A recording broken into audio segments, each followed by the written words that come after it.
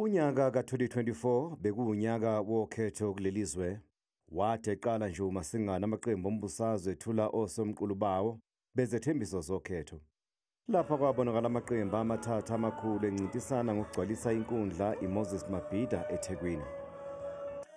Kuqala isikhathi sokhetho nje, sekuneqembu elisha elisungulwe ngowayengumengameli wezwe uJacob Zuma, Umkhonto weSizwe Party.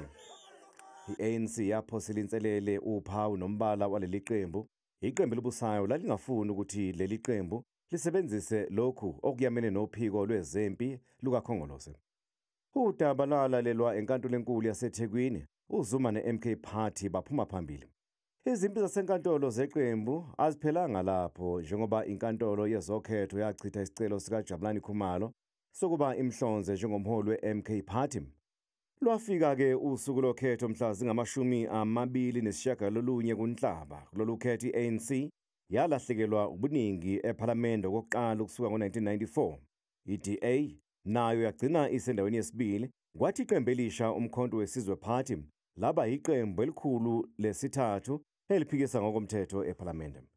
Ngenxa yokuthi i-ANC ayitholanga amavoti enele ukuba ingabusa yodwa, kwaqala izingxoxo zokwakha uhulumeni wobambiswano. I-MK Party yasinqoba isifundazwe iKwaZulu Natal, kodwa ayangathola amavoti enele ukuba ingahola uhulumeni.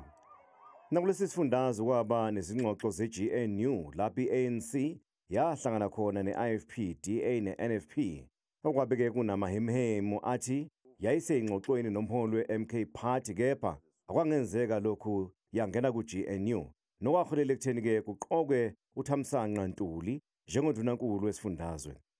Iqembu i-EFF lalahlekelwa ngamavoti kulolu khetho KwaZulu Natal, yehlelwa futhi-ke endaweni yesine emaqenjini amakhulu ezweni.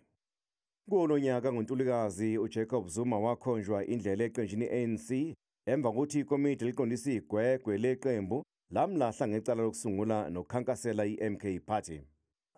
NgoNcwaba owayengungqongqoshe wezemidlalo wavela enkantolo kanye nosomabhizinisi ngecala lokufumbathiswa esesemnyangweni wezobunhloli, kepha laba-ke bagcina bephume phambili kuleli cala ngolwezi.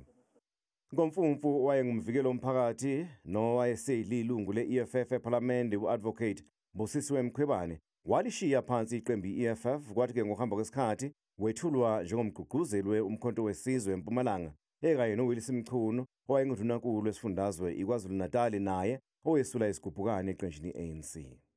Wayezamazamisa i-EFF noJulius Malema ukushiya kwayiliphini lakhe uFloyd Shivambu wayokuba ingxenye ye-MK Party. Iqembu lamabharetha abomvu laphinde lalahlekelwa ngamanye amalungu aqavile, u-Advocate Dalimpofu noMzwane Lemanye. Lokhu kwenzeka nje i-EFF ihlela ingqungquthela yokukhetha ubuholi ngoZibandlela. Le ngqungquthela yenzekile uMalema noMarshall Dlamini babuyela ezikhundleni zabo, kwathi-ke uGodrish Gadi waba yiphini likamengameli. Kule ngqungquthela wayengabonwa nangokhalo uDr Mbuyiseni Ndlozi.